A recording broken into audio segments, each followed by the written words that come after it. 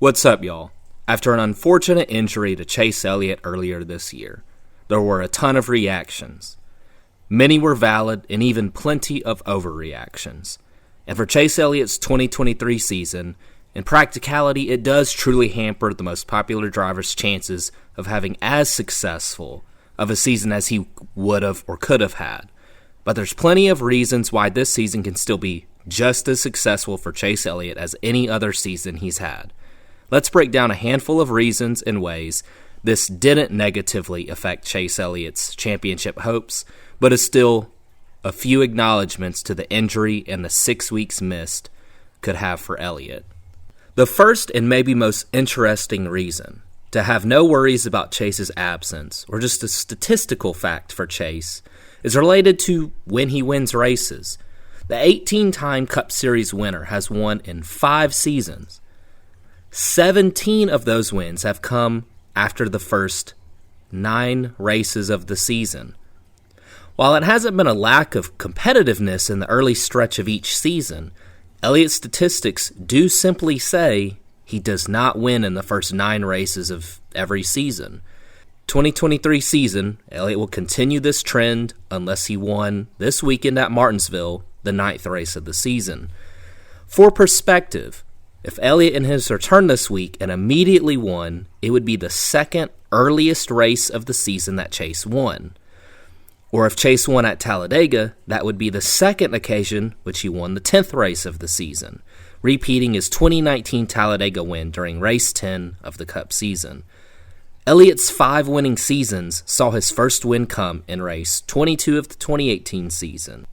The previously mentioned 10th race of 2019 led to another 3-win season. Then the earliest mark for Chase's career was 2020, in which the 8th race of the season was Elliott's first win in the Charlotte race. So does Chase winning before race 10 equal championship seasons? I guess we'll have to watch for if that ever does become a trend. 2021 was Chase's season of 2s, as Chase started the season with a second in the Daytona 500 before finishing second 7 times in the season and winning 2 races, winning the 14th and 20th races of the season. 2022 was a return to championship form for Elliott, winning another 5 races, winning the regular season championship.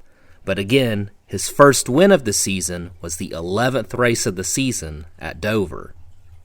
Chase Elliott can win just about any week, but this stretch of races coming back is a horses for courses stretch of weeks. His first race back, Martinsville, he's the 2020 winner in multiple races competing for the win or winning stages and leading laps. The next week at Talladega, he won the last race there in the fall, a 2019 spring winner.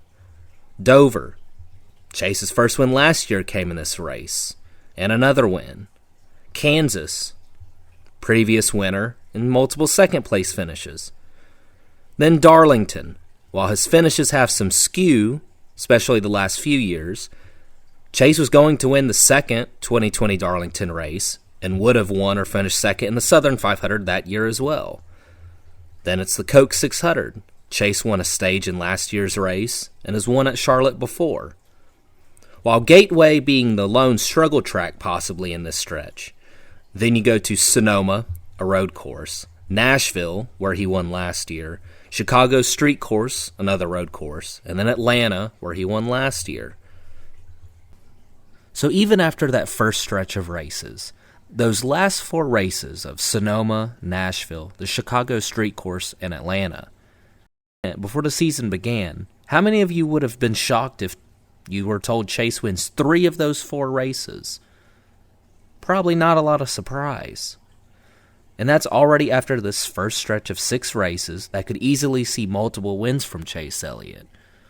So this next stretch of 10 races back for Chase Elliott is an excellent opportunity for multiple wins and get a season right back on track as if he never missed the 6 races. After a disappointing playoff run, after winning the regular season championship last season, you can definitely expect that Chase entered this season ready to get past that sour ending. And he nearly did that in just the second race of the season. At Fontana, where he did finish second to Kyle Busch before the injury, so without a doubt, Chase will have an overabundance of motivation as he comes back this season. Another historical benefit to Elliott's season not being a wash is that in this format, the same situation happened to another driver, the driver that Chase Elliott finished second to in a second race this season.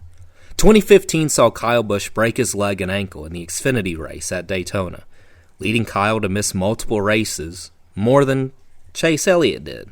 But Kyle came back with more self-awareness and another improvement to his character and dominated his way to his first championship, winning 5 races in his 25 starts, winning in his 5th start, and 3 more wins in the next 4 races.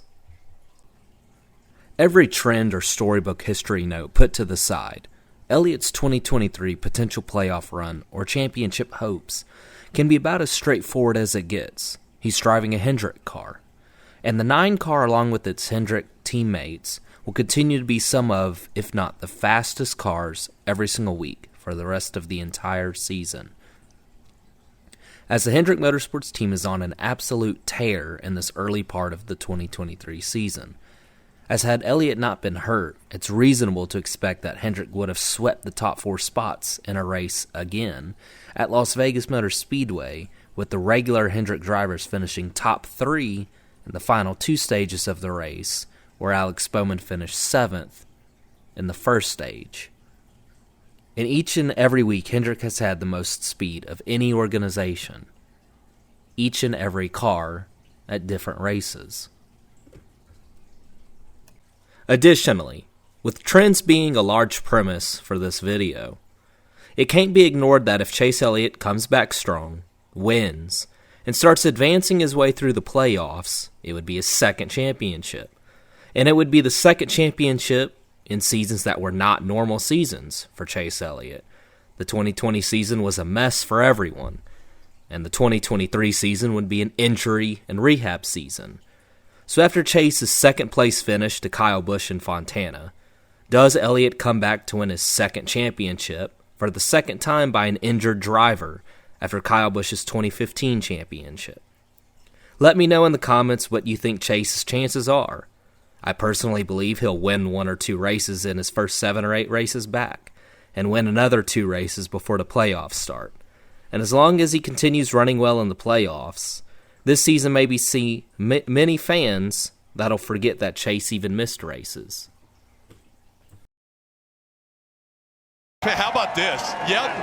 That's a good space bender once. Perfect place to do your burnout. Right where you crashed earlier on a restart. He'll burn it down. This victory fueled by Sunoco. Fuel your best. Well, if you can't laugh at yourself, look at that. He's out of the car. And there goes the car. Oh, no.